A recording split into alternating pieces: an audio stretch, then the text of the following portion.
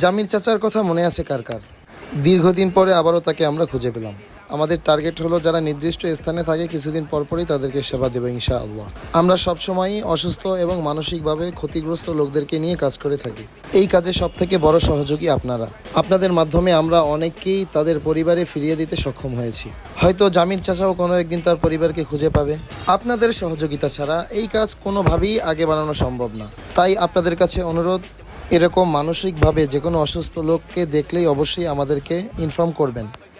আমরা খুব শীঘ্রই তাদের জন্য একটি নির্দিষ্ট স্থান তৈরি করার জন্য চেষ্টা করে যাচ্ছি। আমাদের সেবাগুলো আমরা ঢাকা, নারায়ণগঞ্জ এবং তার আশেপাশে জেলাভিত্তিক শহরগুলোতে চেষ্টা করছি চালিয়ে যাবার জন্য। তবে আমরা খুব শীঘ্রই ইনশাআল্লাহ সারা বাংলাদেশে এই সেবাটি চালু করব। আজকের মতো এখানেই বিদায়। দেখা হবে অন্য কোনো নতুন কোনো ভিডিওতে, নতুন কোনো জামির চাচাকে নিয়ে। আল্লাহ হাফিজ।